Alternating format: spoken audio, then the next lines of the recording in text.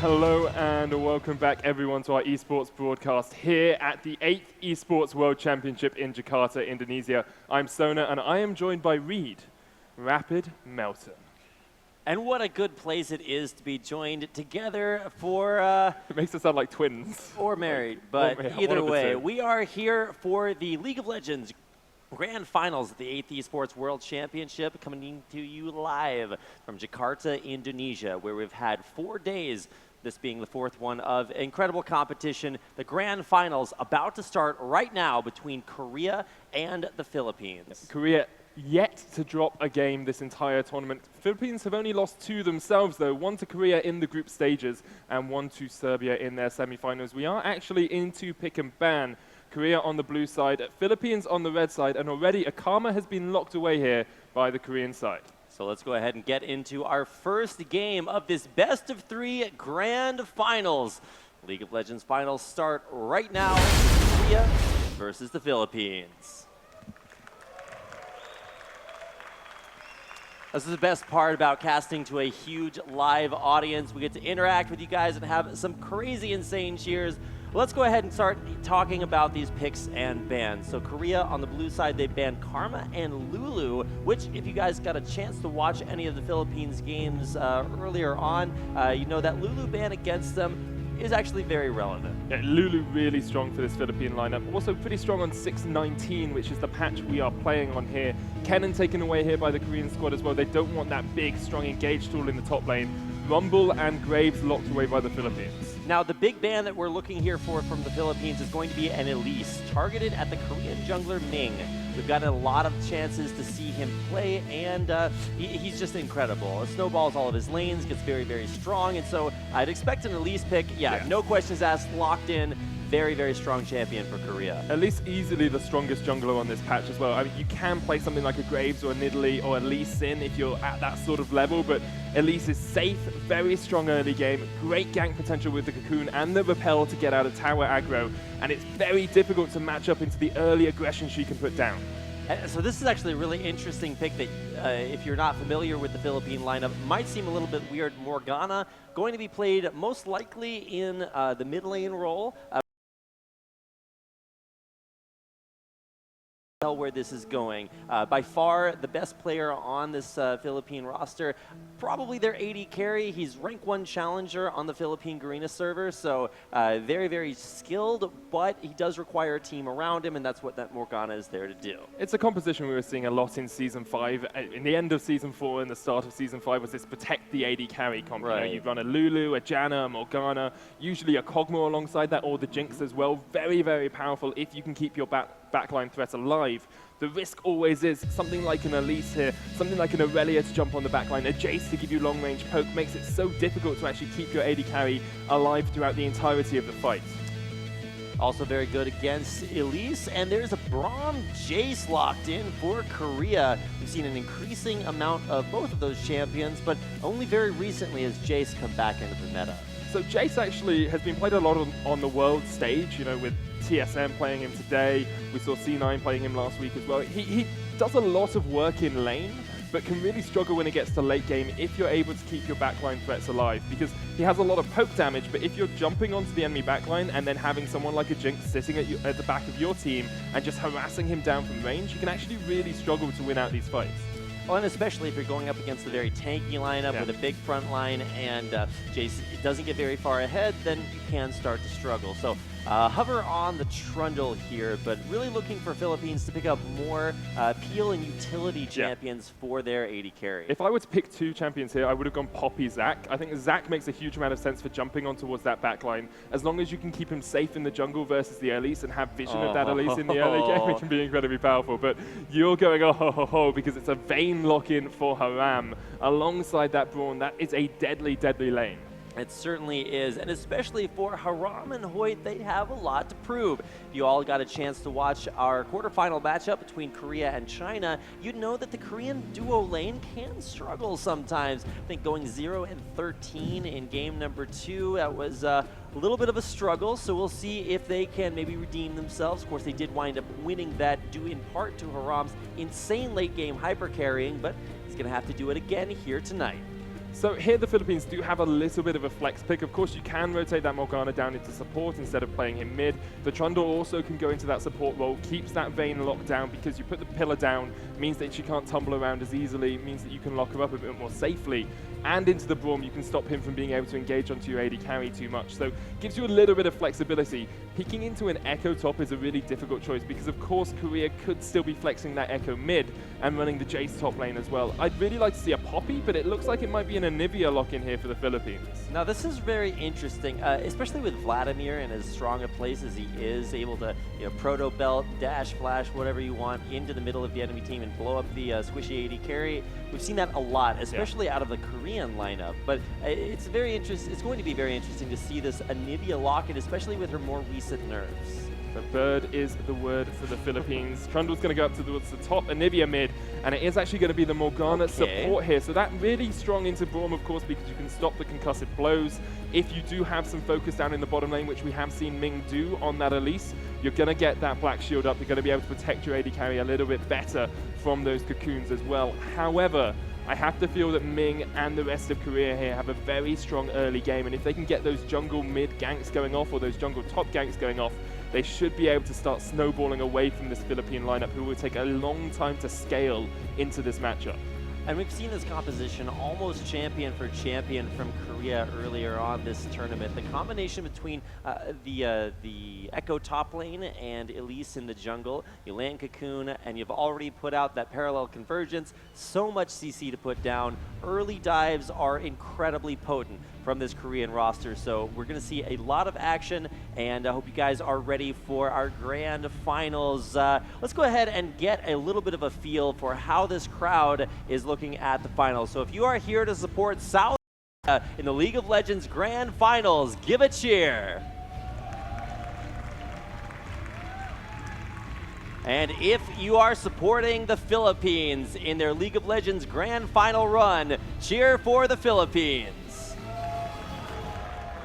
Have to admit, sounds a little bit more Philippine-sided than Korean-sided for me at the moment. I mean, I do live in South Korea now, but no bias. Very impressed by both teams' run here to the Grand Finals. Cannot wait to go ahead and load into our first game now, our first game. Now, this is a best of 3, but it's not just national pride on the line. There is actually a very sizable prize pool as well. I believe it is $10,000 for first place, and I think $6,000 for second, but I'm going to confirm that. It is, in fact, $4,000, or $6,000 for, so $10,000 for first, you're going to get this out eventually. $6,000 for second, and $4,000 for third. Okay. There we go. And here we go into game number 1. So without further ado, let's get started with game 1. Korea versus the Philippines. Philippines coming around the corner. Already a lot of action with those flame choppers starting to lock things up. It's first blood for the Philippines, possibly second. Hoyt very low, but able to flash away to safety. What an explosive start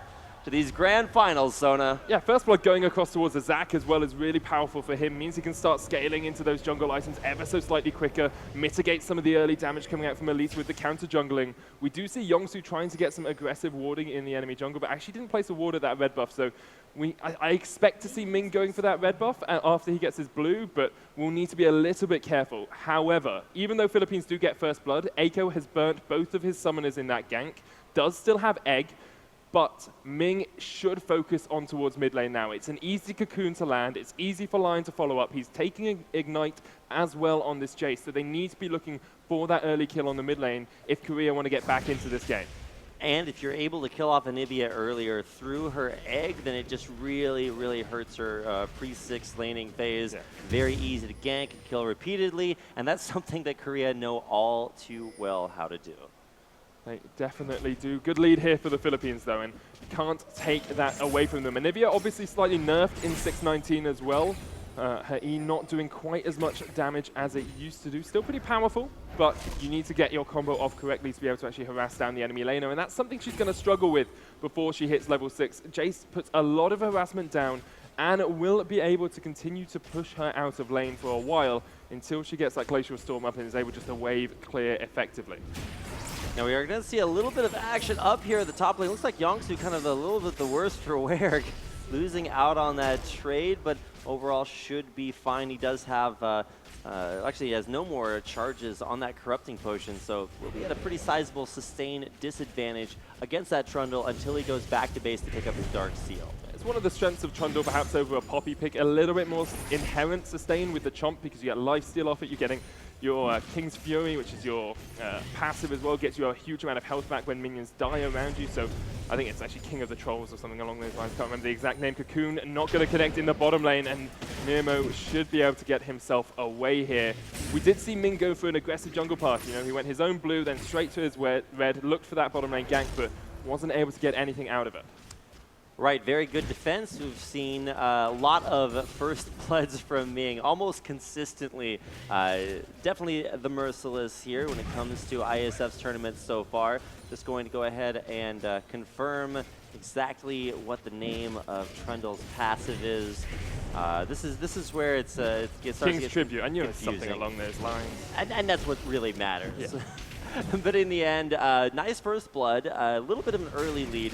And what's interesting, at least for me, is to see how closely this mirrors Philippines' earlier games. Their first time that they faced off against Korea in the group stage, they actually had an insane early advantage. They had a lot of kills, and then thanks to a pause, it broke their momentum. And now let's check out this gank. Kongsu with a double stun.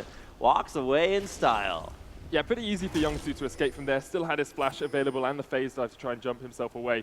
Moray did a good job of coming in for the gank, you know, trying to pressure out that Echo a little bit into the Trundle matchup. You know, Echo can farm pretty effectively, but went a bit deep early on onto Jensen, so it meant that Jason was actually in pretty good position. And once again, we're seeing Moray going for the gank in the mid lane. Oh man, but it's a 2v2 there. Echo broken into Egg. Oh. There's the burst damage. Lion so much able to turn that around, but there's double revive passives here. Looks like both of them will not be enough, and it's going to be not 2, not 3, but 4 kills through double revive passive.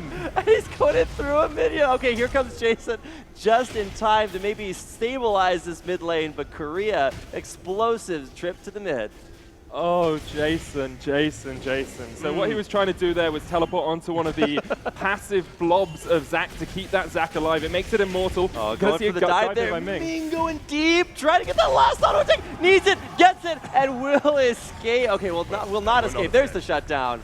Coming in a 1-for-1 deep behind enemy lines. Yeah, so trying to make the Zac immortal by teleporting onto one of the bobs, you have to actually do it on the Zac passive. You can't do it on a minion nearby for it to work. So I think perhaps if you pick the one coming back from nearer the turret, would have been a little bit easier for him. But sometimes you do misclick when you're playing on stage, especially against the sort of caliber of opponents that the Korean lineup is. We talked in Pick and Ban about Ming's Elise, already popping off this game. 3-1, got mobility boots, got the Stalker's Blade as well. Really going to be trying to put the pressure down towards this bottom lane next, I have to believe.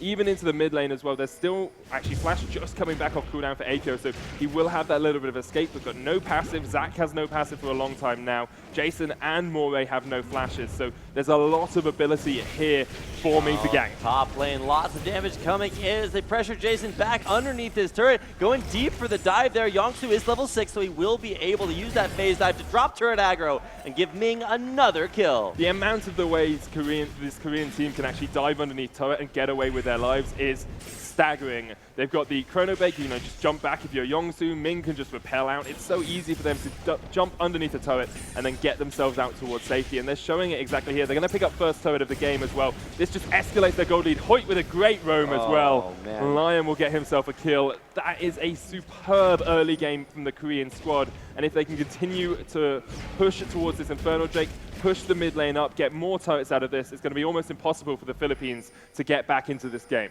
Now, while there is a large gold lead for 6.5 minutes into the game, we were talking earlier about maybe a mismatch that could go in Philippines' favor. Their AD carry, by far their strongest member, and does have a large supporting staff of champions here. On the other side, Haram and Hoyt have struggled early on, and that's where you see the worst score on the team. But, oh man, here comes Lion on to Taboy. I think I should have said that better. Moray Taboy. I'm just going with Moray, like the eel type. Lion actually would take the pressure here. Ooh, nice black shield, but that doesn't stop physical damage. Lots of it coming from Lion, really putting that early serrated Dirk to use. Yeah. And Jensen now with his tower down needs to just be a little bit safer. Yongsu's still got a huge amount of pain, has picked up that Sheen first, so trying to burst through this Trundle whenever he gets the opportunity. Ming is going to donate across the blue buff over to Lion as well, so Lion will be able to spam out their spells in the mid lane. Still just hit level 6 there on Eiko, so he'll have the Glacial Storm, will be able to protect his turret a little bit more, but needs to be so cautious around Ming and around that gank timing from Elise. Which gank timing? All of them. Well, yeah, so you've got probably 4 main early gank timings on Elise. So you've got your 3-minute gank, which is after you've done your double buffs. You've got your 5-minute gank, which is after you've done your double buffs backed, and then you gank again. You've got your 8-minute, which is what we're coming up to now, which is after you've donated your blue buff across towards your mid laner. Sometimes you back, and sometimes you go straight for a gank after that. And then you've got your 11-minute, which is the next rotation as well. So you've got so many opportunities for Ming to gank here. And with mobility boots, I'm surprised actually he's not using them a little bit more. He's gone towards red buff. All his lanes are pushed up a little bit now, so he can't really do too much. But I expect Haram and Hoyt to try and just garner some vision control down towards this Infernal Drake, because that's where Korea will be looking now. And if they can get a good dank down on towards the Morgana or on towards the Jinx, they can take that Infernal Drake pretty much for free. Yep, looking for the dank ganks. That is Ming's job, and he is on the way to the bottom lane, completely unscouted by Wards, walking on a pink right now, looking to clear out more. Ming looking to secure that dragon area, just like you were talking about. It's exactly what he needs to do. Has upgraded, well, changed his lens into a sweeper there instead of using the Warden Totem. Not level 9 yet, of course, I can't get that Oracle's lens, but we'll be happy enough just to sweep out these wards as much. And you can see that Moray knows that this is exactly what the Koreans are trying to do. He's focusing down towards the bottom side of the map. He, instead of going for the Stalker's Blade, which we see coming out from Ming, has gone for a Tracker's Knife himself, so looking a bit more towards ward control. Oh, Lion getting walled completely off there. Super Mega Death Rocket going to miss, but here comes the teleport in from Jason into the back of the pit. Ming very, very low, but the Philippines roster is dropping down as well. It's Ming who comes back in the fight for another kill here, and the Philippines dropping lower and lower. It's a double kill. Ming merciless in this fight. The Philippines running for the hills. Yongsu looking to try to chase. It's a Cocoon landing for another kill for the Korean squad, diving deep underneath the turret. It's almost an ace if Jason wants to let him have it, but he will not afford for one exchange. So Haram did go down in that fight. He was a little bit over-aggressive, you know, ulting and tumbling into the back line. But the big thing about that fight is actually Moray was able to steal away the Infernal Drake. So he actually keeps his team in this by getting that first Drake on the board. They are miles behind in gold, and we can see this mid-game spike coming out from Ming. You know, so much pressure on this Elise. However, the rest of her team is going to take a little bit longer to actually get into this matchup. The problem for the Philippines is how far behind they are in the mid lane and in the top lane. You know, that turret's already gone down in top. It means that Jason really can't push too far forward. He's building up towards a Spirit Visage for himself, which is really not what you want to be building into a Vayne and into a Jace as well. But because he knows the Echo can 1v1 him, he needs that little bit more magic resist. And Nivea going towards her Rod of Ages, not yet completed it, is sitting on only 100 gold as well, so that's a long, long way away for her. And really, if you want to be ahead on Anivia when you get towards the mid game, if you want to be scaling well, you need that by 14 minutes. Oh, Lion trying to find a way to make this mid lane aggression work. Ming coming in as well for support, and even Yongsu there to make it a party. In the mid lane, Korea on top of it. Don't even have to worry about ganks because they're so ready to assist the rest of their team. And the big thing is that because Eiko got his passive burnt when he was in that dragon fight, it meant that all Lion really needed to do was be able to hit one of those shot blasts, and it would have taken Eiko down, even though Moray was good with the gank timing. You know, good crystallized, good wall from Eiko. Moray was able to land the connection on towards Lion. Eiko couldn't do anything more. He had to back away immediately and doesn't really have the mana as well, or the mana regeneration to stay in this fight. Here comes Moray coming down to the bottom lane, gonna land the ult right onto Hoyt, bouncing everyone back around her up, trying to escape, dropping down very low. This could be the turnaround the Philippine squad is looking for. Not sure if that was the right targeting there, as it's gonna be a double there. Might be looking for a triple. Hoyt pretty low, there's the repel. Ming is disgusting. Or merciless, as the case may be, trying to make this happen. There's the 78 looking to flash it, and he gets the shutdown. Moray able to stay alive, shutting down Ming's killing spree and taking a big chunk of gold. Ming is the reason I wake up at night when I have nightmares of spiders. Like, he's 8-2-1. He causes me to be an arachnophobe, Reed. Exactly what he does, Rapid. I mean, if you're a fan of Korea, then you probably feel a little bit better about Spiders right now, helping them get not only ahead, but incredibly ahead right now. We're only 12, almost 13 minutes into the game, and we're cresting a 5,000 goal difference between these two teams. Not only kills, but channeling into objectives. The Korean squad just so good on their macro rotation. And you can see that Ming knows he's the sort of solo carry for his team at the moment, not taking anything away from the rest of the Korean squad, but he's the one who's got all the kills, so he needs to be the one doing the damage. He's building up towards a proto belt as well, so just going all in aggressive, really wants to be melting down these key targets. And because at the moment, Jason and Moray have not been able to build up those tanky stats they would like, he is actually even able to burst through the tank members of the Philippine lineup. They really need to control this vision, which is such an easy thing for me to say, but such a hard thing for them to do because of the sweepers coming out from the side of the Korean squad. Taking a little bit of a break to take stock of where we are in this game. Side turrets starting to fall. First one down in the top lane. Korea looking to pressure mid, but dive coming in. Moray DeBoy trying to get in there and save his mid laner, but Ming with a perfect repel takes out Eiko. Now the turnaround is the rest of the Philippine squad roam back towards the mid lane, but Jason might be in trouble in the jungle. Fighting off against Youngsu with a miss there on, might not miss that completely well placed parallel convergence, ulting backwards. Youngsu staying alive, but very dangerously low in the backline. Can Jason find it to take him out? He will. The Philippines might be able to turn this one around. Mimu in the backline, putting out so much damage. There's going to be a kill. There's going to be a reset here on this Get Excited passive. Is there enough to continue these kills? Coming back this Philippine roster's way. Lion trying to go back in. Will it be enough? Yes! Lion able to grab himself another kill. The turnaround, the shock blast. Ming, merciless, a double kill for the Korean squad to make that a 4-for-2 exchange. Some vases may be priceless, but this Ming is invaluable for this Korean lineup. 11-2-3, turning that fight around. The split from them was absolutely perfect at that red buff because it meant they had to focus either on chasing down the Jace or on chasing down the Elise. And it just meant it was so easy for the Korean squad to take him out. Ignite actually might kill out Ming. Down, he's got it!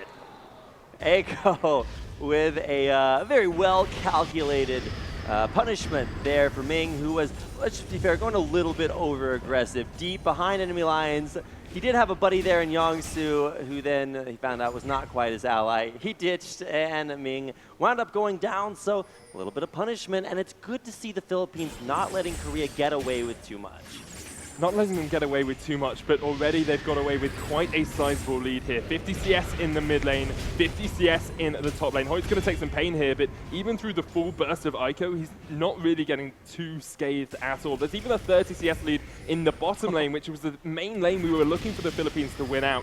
They're going towards this Mountain Drake. If they can secure a second Drake for themselves, they keep themselves in the matchup, but they have to be so careful around this. Ming is just around the corner.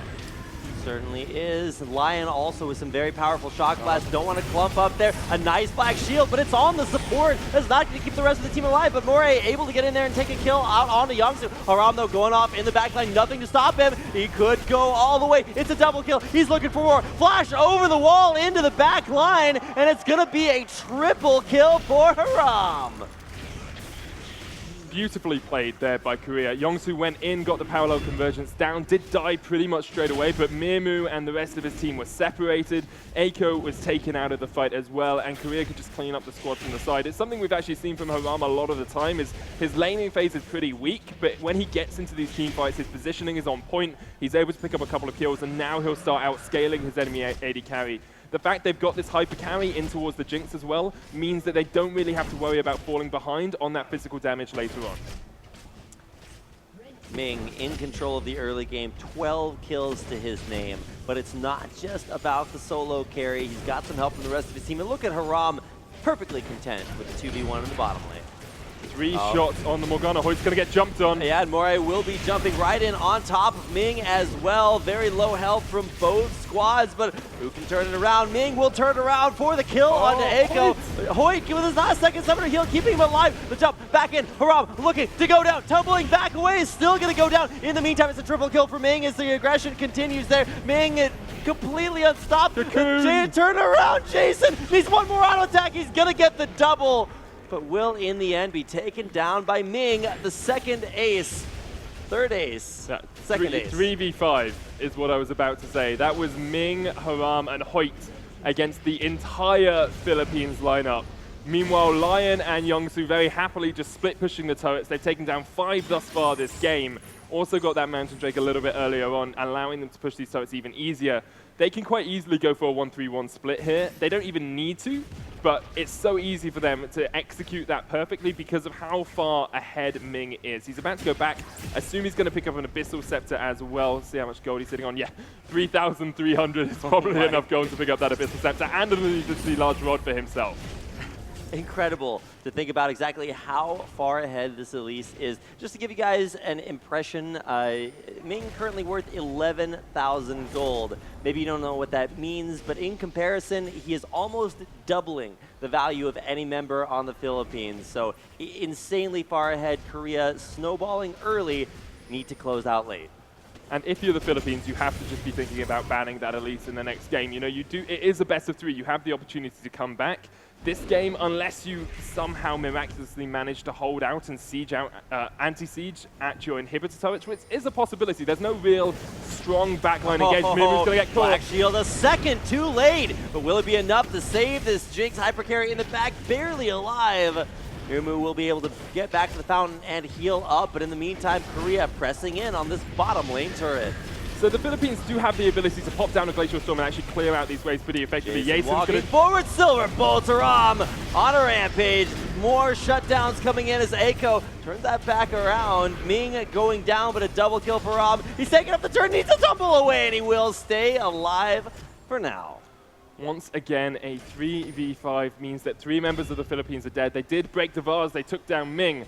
But the rest of Korea very happy just to push in on this turret. Actually, Haram keeping himself alive by life-stealing off the minion wave that was underneath the turret. So good job by him to have the situational awareness to keep himself in the battle. But now that the inhibitor turret is broken, Korea have an easy access to the Philippines base. And you have to think it's just a matter of time. And speaking of time, feels a lot longer, but we're only 19.5 minutes into this game. Indeed, it definitely feels like the late game. Lion. Oh no! Goodbye, Jinx. Not gonna last very long in that situation. You don't walk by that bush. A little bit of a cheeky kill there by Lion, but hey, you got to make it happen. 5-1-8 now. The score for Lion. That's one of the main weaknesses of the Philippine team at the moment. They can't get vision. Lion's going to get taken very low here. Moray flashing in, jumping forward. Will they find enough damage to deal with it? The flash, the damage, it's just not enough. Lion running his way away as quickly as possible. Another flash in there for the exhaust. The Philippine team gonna make it happen, but in the meantime, Baron Nashor has seen better days. Yeah, it was just Ming and Haram taking that off towards the side. They've got so much damage on the Elise and already on that Phantom Dancer Static Shiv Infinity Edge Vayne. Such a great position for that hyper carry to be in. Look at that, compare that to Mimu on that Jinx, sitting only on a Runans, almost got her Infinity Edge, but that's an item and a half behind already of Haram, and Haram could just melt through all of the front line coming out from the Philippines. Very happy to tank up anything he needs to tank up because of the lifesteal he's getting as well. So very difficult actually for the Philippines to do anything here. Right, let's talk actually a little bit about the crit chance you were mentioning there on Haram. It's a pretty interesting Vayne build. There are a couple of different ways you can go. You can go like heavy lifesteal early on, but this crit chance is just gonna blow people up. Yeah. It's been insanely fun to watch Haram's playstyle. Very aggressive, tumbling into the enemy team, and now in a 1v many situation, going to be joined backline by Crit, two-shotting the opposing AD carry, flashing backwards, keeping the micro going, trying to get back into the fight there, will be moving forward. It's a triple kill, looking for more, going to get jumped on in the backline. There's the triple, looking for Quadra. This Crit's just going to absolutely murder Moray. It's a Quadra kill, going deep for it. The Korean squad inside the Philippine base. They can dive this. Korea can, how deep can they go? Ming can jump through. There's the Cocoon on the fountain. Can they give it to him? It's the pentakill for Haram. That's exactly what we were saying. Pentakill for Haram. He didn't play the best of laning phases, but able to come out trumps when it was needed. They're going to get 2 inhibitors of this. spawn time is very, very short for the Philippines. Actually, Korea might just decide to back away. They have those Baron-empowered recalls, although Lion doesn't, so he needs to be a little bit cautious. You probably don't want to recall that confidently in the enemy base. Confident, a great word. Very similar to Brave when it comes to describing bold decisions. Bold is the word I would use. Yeah. To boldly recall where no Jace has recalled before. Well, there's a reason no Jace has recalled there before. You know, you kind of want to keep yourself safe. And while the scoreline does tell a very dominating story for Korea, holding on very, very late in the game might be a possibility. Anivia, a great way to clear waves right in front of your turrets, but at this point, it just might not be enough. Yeah, I don't think it is going to be enough. What I actually like from Korea here is Yongsoo's gone for more of a tanky build. He went Trinity Force into tank because of how far Ming got ahead. Usually Ming would adopt some of that tankiness into his build, but because he's so far ahead, it makes a lot more sense just to have him building pure AP and have someone else fill out that tank role. Hoyt's going to get locked down, but if you go in on the support, it's going to be Haram knocking you down. Hoyt very low, but in the back line, it's going to be the Philippine support going down first. Jensen very, very low as well. It's a double kill. Are we going to have a repeat? There's the triple. Looking for more. That's a quadra kill. Unfortunately, scumbag Ming, boys. So penta, as Ming did take down one, but in the end, it's an ace in the base. The Philippines roster dead for 30 seconds on some as Korea pushing in. Yeah, Korea going to take the Nexus turrets and take the Nexus down as well. They'll go 1-0 up versus the Philippines in the grand finals of the 8th eSports World Championship here. It is a best of 3 though. That is very true, and that does mean we will have at least one more game coming your way. I am a big fan of 3-game series, so maybe a little bit hoping that Philippines can take this time, relax, unwind, and really play their game. And I got a chance to talk to some of the Philippine coaching staff over the course of the day, and it was really interesting to hear what their thoughts were going through this tournament. In the Philippines, sometimes in the smaller tournaments that they do attend as an amateur team, those tournaments can actually last all day long. Yeah. So when you play through grueling group stages like the previous days of this tournament, that kind of stamina really prepares you, help them make it all the way here to the finals. I think one of the big things is if you take Elise out of that Korean composition, Philippines did a great job. You know, they were even in bottom lane, they were even in top lane. Mid lane was pretty much even until those repeated ganks came out. They had a really good level 1 strategy as well because they knew that Haram and Hoyt are a little bit passive. They don't really, I don't want to say think too much, but sometimes they can be caught unawares is perhaps the best way to put it. And that's exactly what happened. So it's an easy ban onto the Elise, and I think if you take that away from Ming, you have a huge amount of opportunity to actually continue the early game going a little bit slower and then win out as it gets to late. Very, very true. It's some priority bans and a lot of changes left to be made. We look to get into our second game of the night, but before we do want to have a quick commercial break. Before we get into that, we do want to remind you all that there is an official app to keep track of all of the games here at the IeSF 8th eSports World Championship 2016. It's called KEK.TV. TV, and it will, if you download it, you can both set alarms, timers, keep yourselves reminded of all esports everywhere. It's a pretty cool thing to do. It also lets you have predictions for the matches here tonight. If you do have a prediction, you can also let us know on Twitter at IESF_master, or you can tweet at us personally at RapidCasting and at Sona the Caster. If you'd like to share your opinions on how handsome we are for the games as well. We're going to take a quick break. We'll be back with game number 2.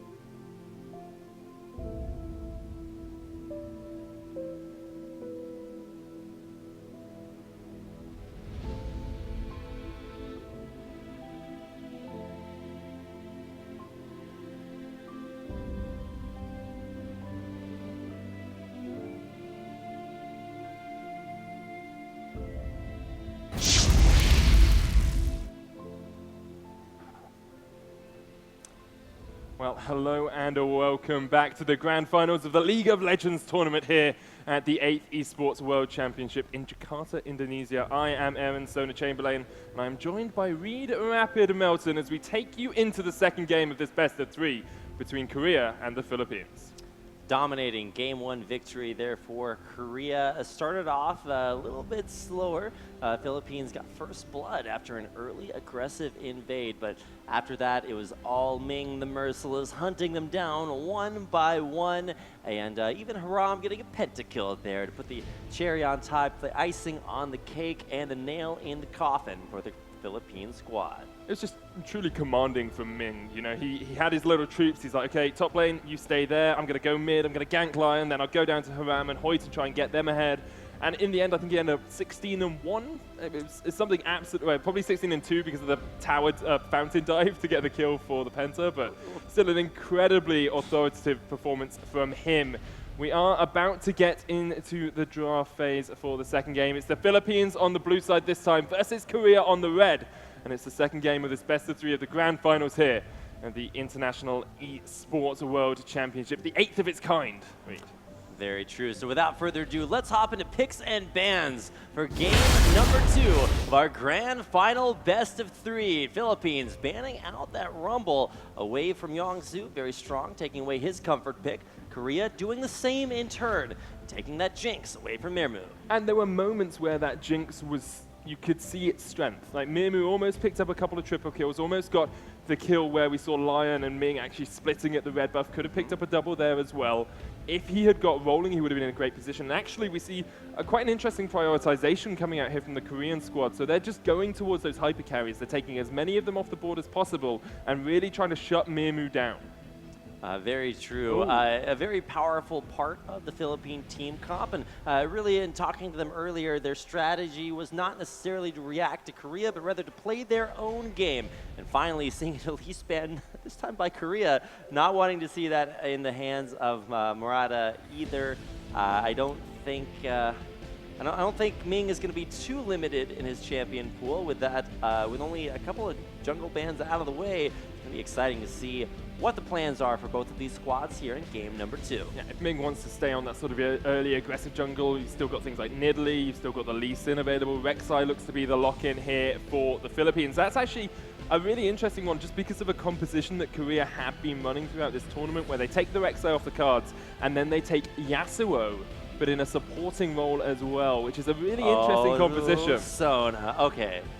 Okay, either one of these picks, Kled or Yasuo. Now, Yasuo, a very likely lock-in here for Korea. Not in the top lane, not in the mid lane, but as a support champion. Hoyt, a big fan of that, but they usually combo that with a Rek'Sai in the jungle for the knockup, and that's just not what we're seeing this time. Kindred does fall into that same meta that we see coming out from Ming, though.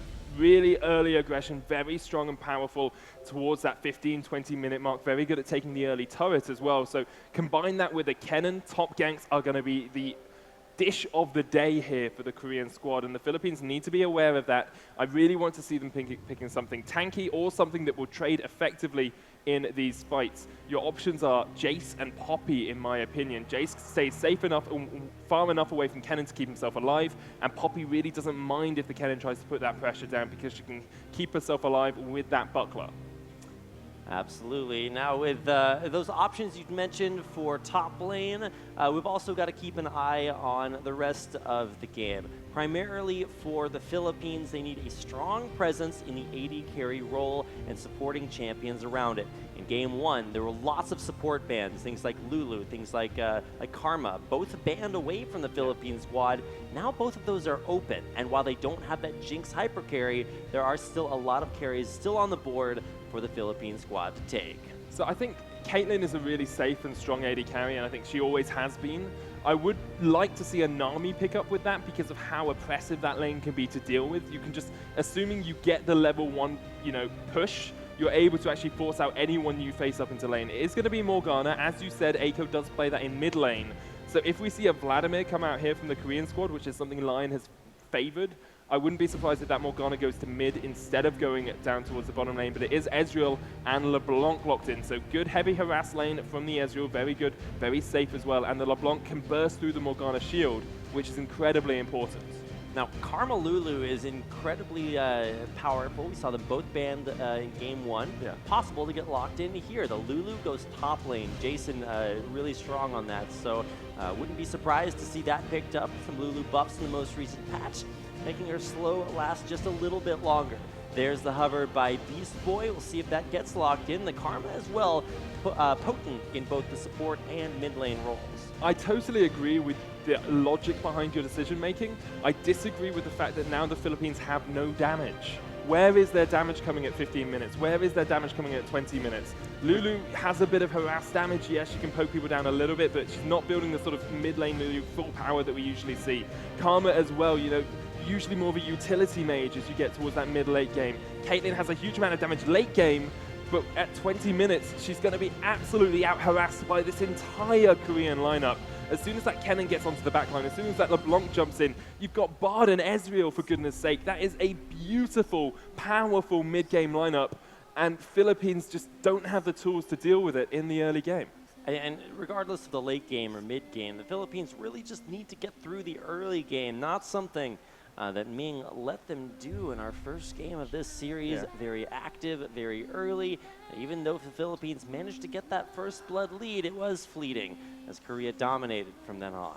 And they don't really have that first. I mean, they've got a bit of pick potential with the Dark Binding. You've got Rek'Sai, of course, you can tunnel in and get a knock-up, but it's very difficult to get that at level 1 because you need 2 skills to do it, so it can be quite difficult.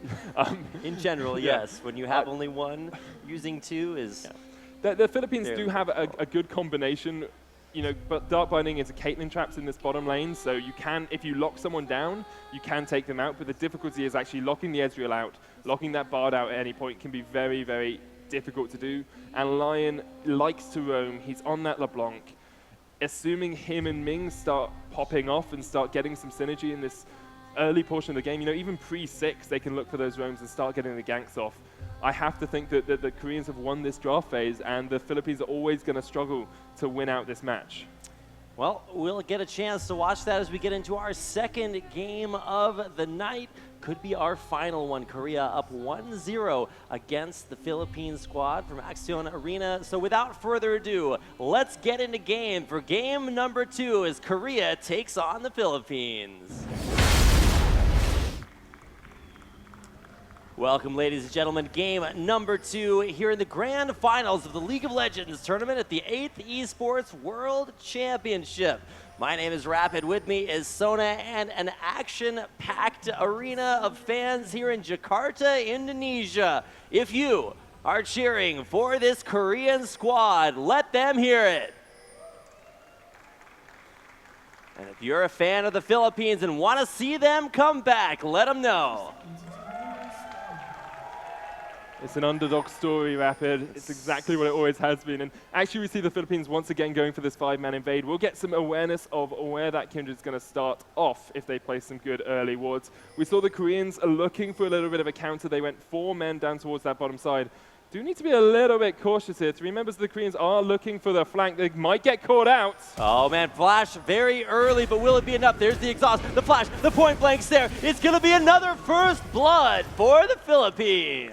It's a broken vase indeed. Ming falls early, has burnt his flash as well, which is incredibly vital to Kindred's early pressure, to the ganks that she can get off. You need to be flashing, you need to be chasing with that to try and get those last auto attacks down. First blood going across towards Eiko on the Karma as well. Not able to back and spend it, but didn't have to burn any summoners on that mid laner now. Mirmu, no, don't do it. Get a face check right into Wade, bound against the wall. Haram might be looking for a first blood of his own. Flash summoner heal, binding turn around. There's the damage. Haram taking out Mirmu at 1.5 minutes. That's awful. That is absolutely dire, because the way that you win with this Caitlyn Morgana is you get the early push on towards the Ezreal and Bard. You force them back towards their turret and just try and harass them down from range.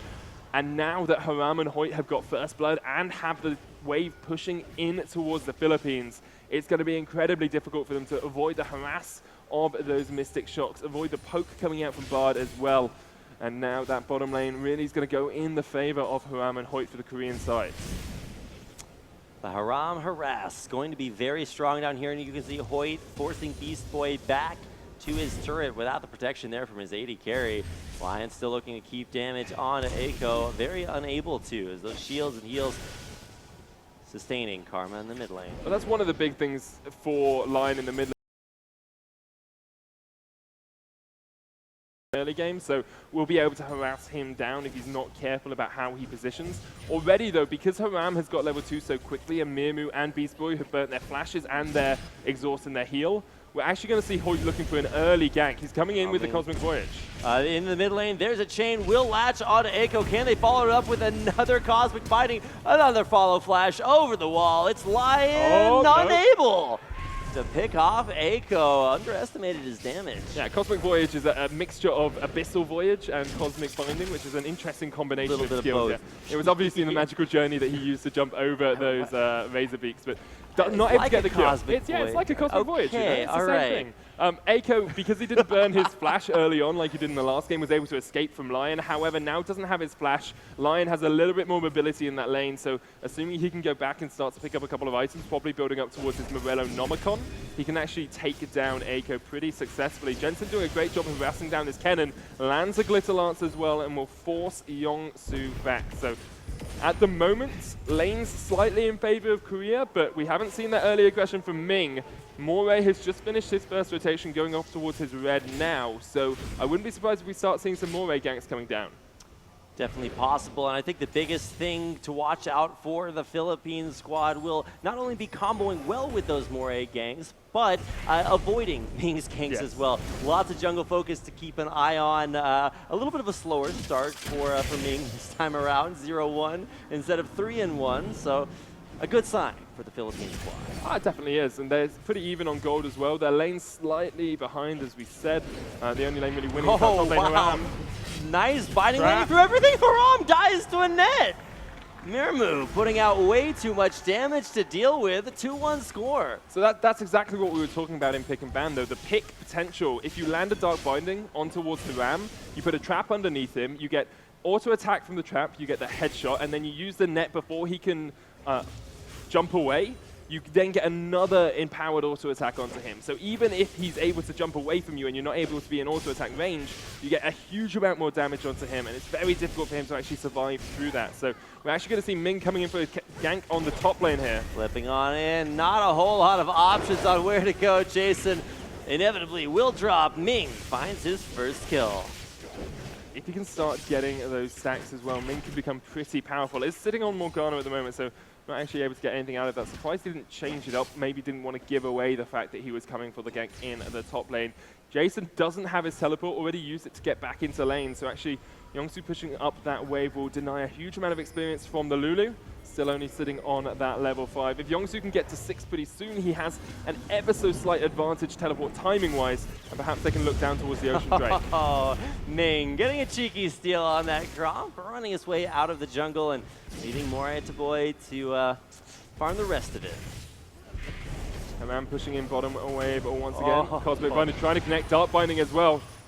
Binding after binding, it's like being in a filing factory. Haram's going to take a huge amount of pain. Oh my god, if someone to heal keeps him barely alive, there's a flash! The last auto attack from Beast Boy! Going beast mode, taking Haram out by himself.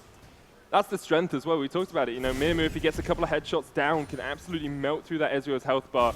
He's gone for Sheen first, and here comes Moray into the mid lane.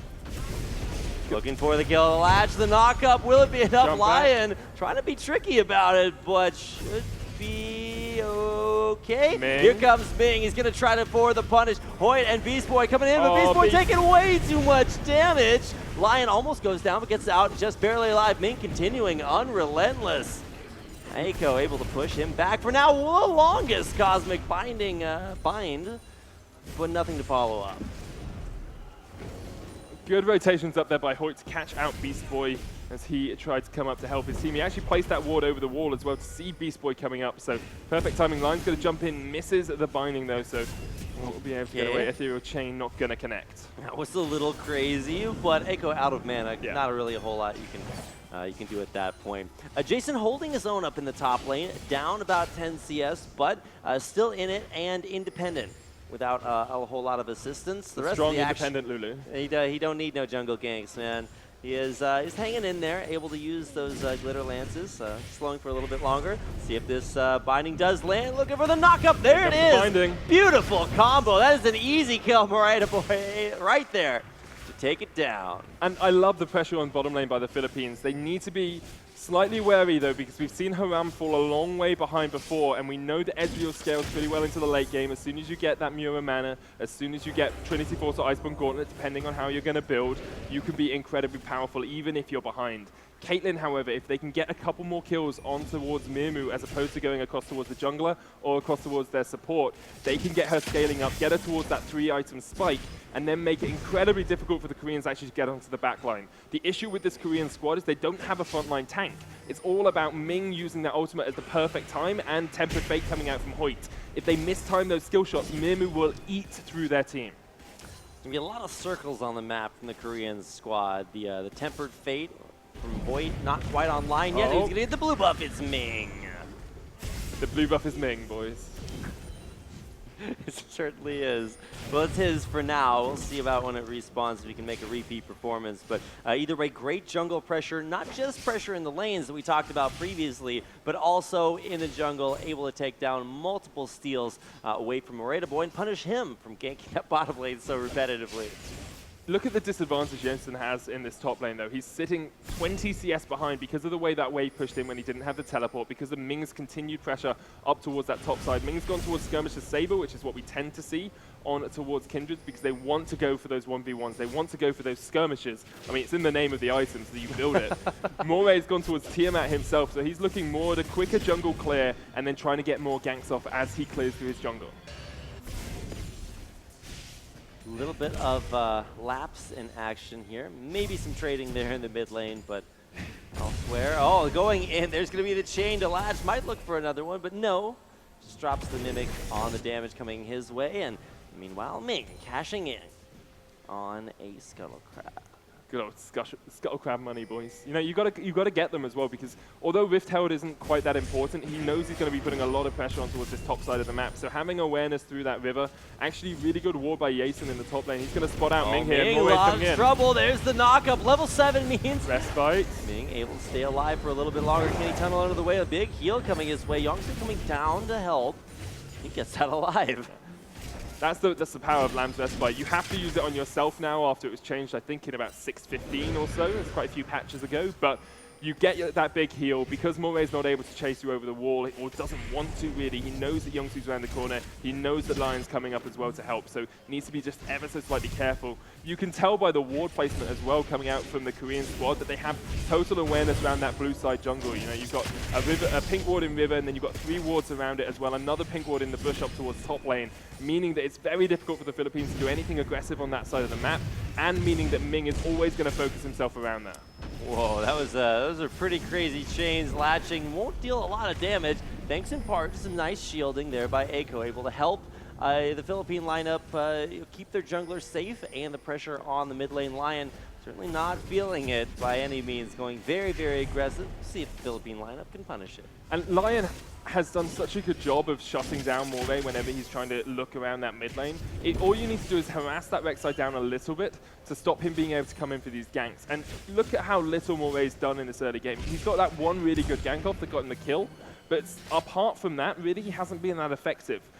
Ming on the Kindred, who really spikes around level 6 and after you get a couple of items, has actually done more work as a jungler in the early game than the Rek'Sai, who is known for his pre-6 ganks. Very true, and we've seen Moreta Boy uncharacteristically successful in that bottom lane, really, really devastating Haram, who hasn't respected the pressure. So nice to see the Philippines able to put pressure on Korea where they are weakest and further their agenda in the bottom lane. Where the Philippines are weakest at the moment is in CS. They are so far behind in every single lane. 30 in the bottom lane. He walks going to right get on caught. top of a trap. Hey, those muffins are tasty, okay? They certainly are. You know what I would love right now? A muffin. Would you? I'm just not going to step on a Caitlyn trap to get it. Those are Yordle snap traps. It's like eating a dog treat. You probably don't want to do it unless you're super hungry. Binding will land in the bottom lane. Means we might see a lot more damage on the Hoyt, but won't overextend for the pressure. Philippines making a lot of nice trades thanks to some great bindings and traps. And the Philippine bot lane has always been their strength. As you said in the first game, you know, Mirmu, that challenger on the Taiwanese Garena realm, very, very strong challenger player. And actually, once again, we're going to look for a 4-man here in the bottom lane. We see Eiko coming down. Mirmu is still in the lane, of course, and Moray looking for whatever he can get out of this. Ming is towards the top side. eSports does have the wild growth. Gonna be forced to use it as the dive goes out. Youngsu tanks the turret for just long enough. Ming gets in, gets the kill, and will get out alive. Void Rush has come out from Moray, though. He's looking up towards that top side to see if he can catch out Youngsu on the cannon. Youngsu trying to dash and dive there through the turret. There's a flash from right boy. He does force that ult from Ming, trying to keep himself alive. A counter flash out from Ming. Another kill coming his way. Beautifully well executed by the Korean squad. I feel that was a little bit too reactive from the Philippines. Moray didn't need to go up towards the top lane. If Jason dies, you just let him die and you go for that bottom lane gank that you were looking at, you know? Haram and Hoyt have shown that they're the weakness of the Korean side. You had 4 members down towards the bottom side. You've got the ability to dive the turret with the Rek'Sai and the Karma to get you out alive as well. You knew that Lion wasn't rotating down because you could see him in mid lane. The Philippines need to just stick with their guns. You can try and react to what the Koreans are doing, but if you do that, you're playing their game. Nice flash forced out there and tethering the tethers and more tethers in the mid lane, forcing Lion to flash out as well. Looking at the flashes, there's only 2 left up for Korea. Of course, across the board, 3 for the Philippines. So a nice advantage, maybe something to think about considering when we head into the next Dragon timing. It is an Ocean Drake, which might be the goal for Philippines after they take down this bottom turret. In the meantime, in the jungle, Morena Boy versus Ming. Jungler's going to go down there for the Philippines. They go a double kill. Ming on the warpath. And once again, Ming is in towards the Blood Rays as well, just to melt through the enemy team. And it's so difficult for the Philippines to do anything against him. He counter jungles at the perfect time. His lane's always pushed in when he does it, which means you never know where that LeBlanc's going to be. You never know where that Kennen's going to be. And we have to see the Philippines backing away from bottom lane as well. Looking for first turret here, the Koreans can either get it in top or in bottom lane, really. Doesn't matter where they get it, they're still going to get the same amount of gold from it. Certainly will. So good for the Philippines to get that extra bonus gold for taking down the first turret. Although we should see Korea start to knock down a few of those turrets as well. I didn't actually notice the Philippines had taken down the first turret. Yeah, they took down bottom lane, didn't they? Good job by them. That's why there's 2 of us. Yes. That's why you're here. You're my eyes and ears, Reed. Oh, I'm brain sometimes too. And dashing good looks. Okay, definitely not that. Well, I'm not going across push it too far, the Koreans here. Nice to see the early gold from that turret. Now, no, man, that Cheddar almost latching the mid lane. A lot of Philippine presence here as they push up the mid lane. Will they pressure that turret or opt for a rotation? I think they're going to go towards the mid lane turret. They don't have a huge wave here, and actually we see the Koreans backing away at the right time to stop this push in its tracks. Moray is going to catch out Hoyt, but Magical Journey will take him away towards the Sunshine and Rainbows at the end of that tunnel. And Philippines, we're looking towards a mid-push slash a dragon there, but good rotations actually coming out from the Koreans to be able to get themselves into the right position to stop the push coming out. And look at the place we're at. 15 minutes into the game in game 1, the game was basically over. Yeah. But now, even though there is still a lead for the Korean squad, things actually looking okay for the Philippines, thanks in part to great jungle ganks and tons of damage being put out by Mirmu. I feel the Philippines always have a chance in this game because of how few tanks there are on the Korean side. Ming's going to get caught out by the Soul Shackles. He is going to be taking a lot of damage, will force out his ultimate, but able to put a lot of damage right back away. A perfect Tempered Fate, keeping Youngsu alive for a few more seconds, but still the Philippine roster firing off. Haram might be going down, and he will survive the binding for just a little bit longer. The Cosmic Binding, pretty mystical. Haram heading for the hills, the ace in the hole. To take him out, another huge Cosmic Binding. Bard turning around for more action. A double kill, though, for Caitlyn to turn that into an ace for the Philippine squad. So, Tempered Fate and the Lamb's Respite were perfectly played there by the Koreans. However, Mirmu was just able to pound away from the backline, and it's just what I was saying as the Kindred got caught out. They don't have the tanks. Moray can jump into that backline, try and tank up a little bit. You've got Lulu with the Wild Growth as well, who's built up her Themes on Holy Grail, so giving more shields as well. It's going to be so difficult for these Koreans to win out fights if they don't burst down that Caitlyn. Caitlyn, you were talking about it earlier, not necessarily an earlier mid-game damaging champion. No. You really want to look towards the late game, but you wouldn't know it watching Mirmu play. Incredibly strong, and this is the momentum that the Philippines team had in their first game against Korea in the group stage, and then lost thanks to a little bit of a pause, delaying things and allowing the Korean team kind of back in the game. Looking for revenge as well as a championship. Philippines roster come back and put themselves in a great spot.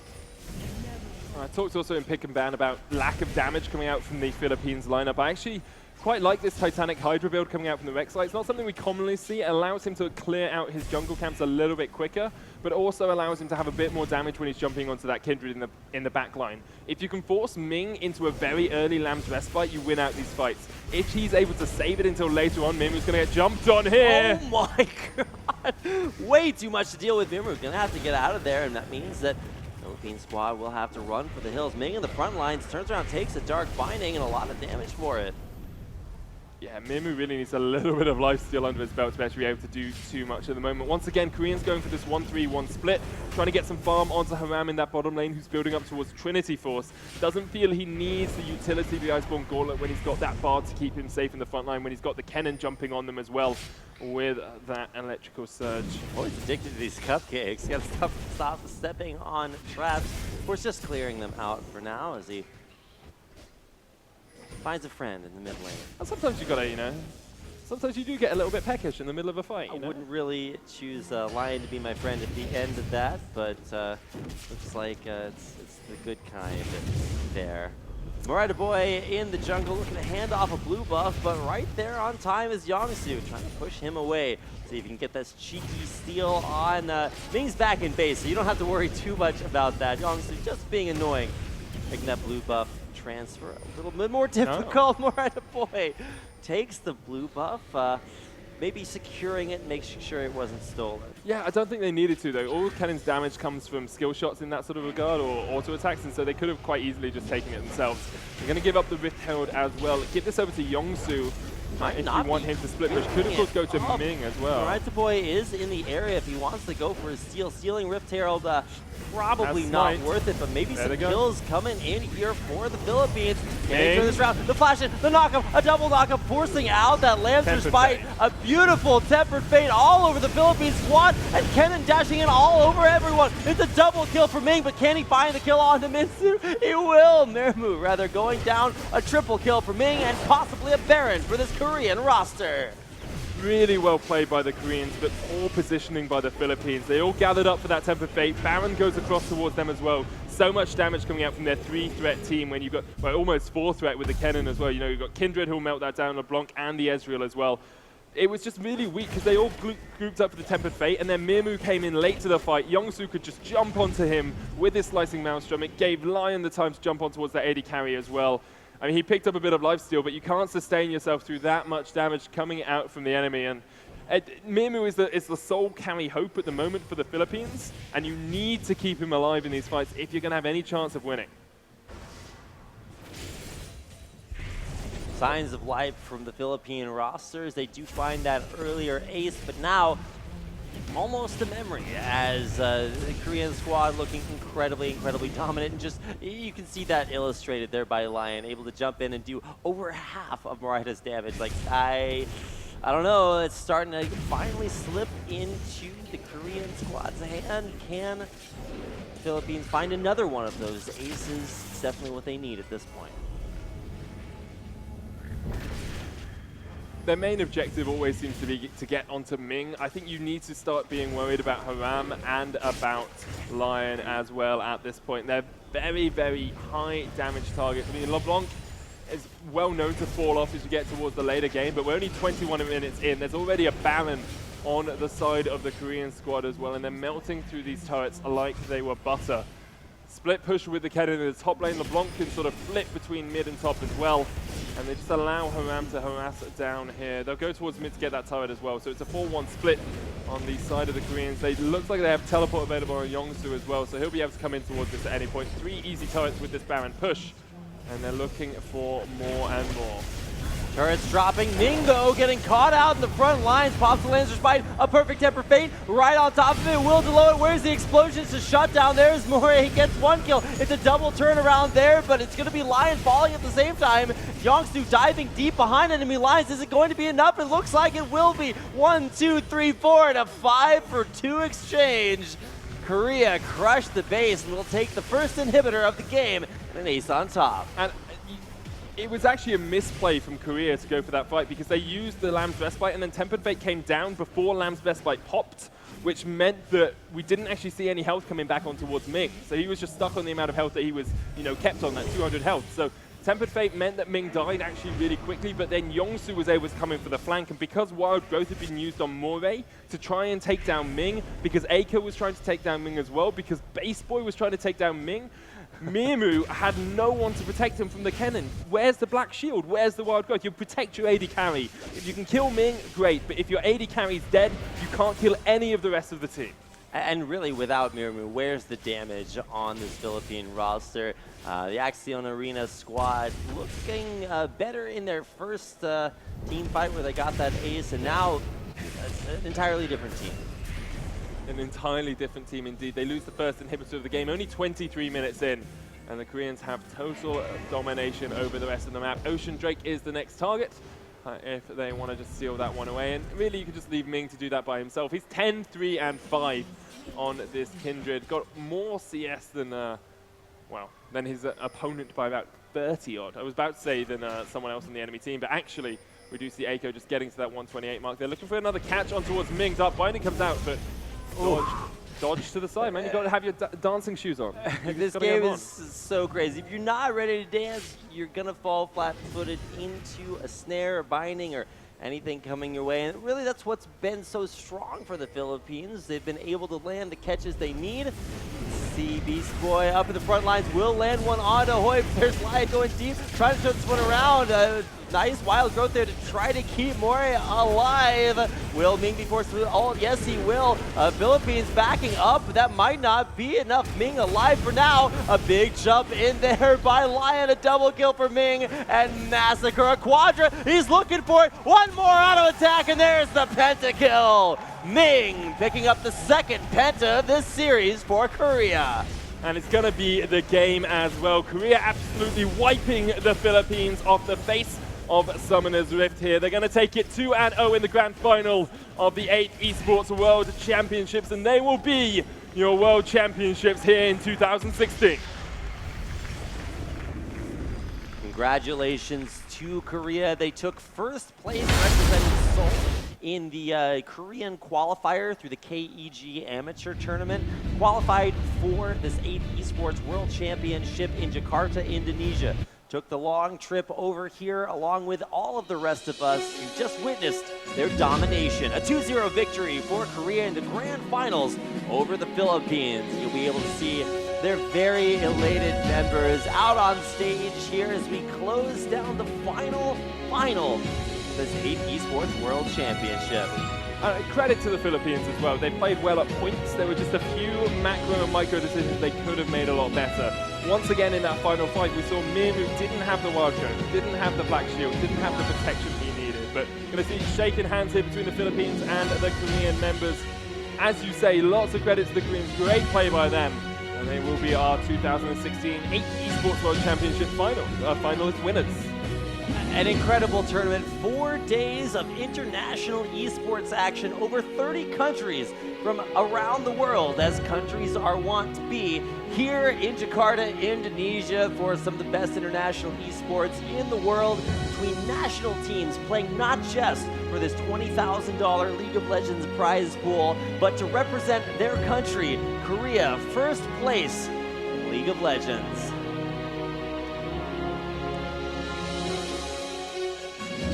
Come out onto the stage, take a bow in just a moment or so to the rapturous applause of the crowd. I'm sure they've been dominant throughout the entire tournament, shaking hands there with their Philippine opponents. They did not drop a single map throughout the entire tournament. Getting close against China yesterday, of course, in the quarterfinals, but Koreans just an authoritative force, and you have to give a lot of credit to Ming as well. Throughout every single game, he was able to snowball them ahead in the early game. and win it out for them as they got later into the matches. Draped in their flag and heading back into their booth. A dominating performance and a pleasure to watch, an even bigger pleasure to cast, and hopefully a great experience for everyone here live in the venue. We do want to thank every single one of you for joining us for these 8 eSports World Championships, whether you're here live with us in Jakarta, Indonesia, or watching from all around the world on IE-SF.org or any of our broadcasting partners.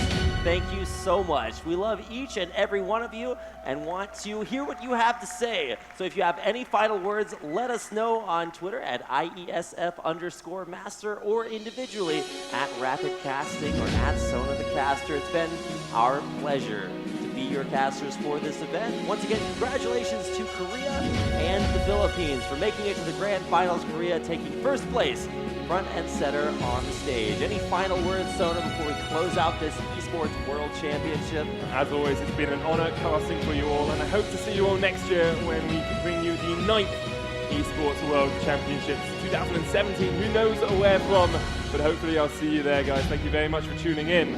Closing ceremony is coming up soon.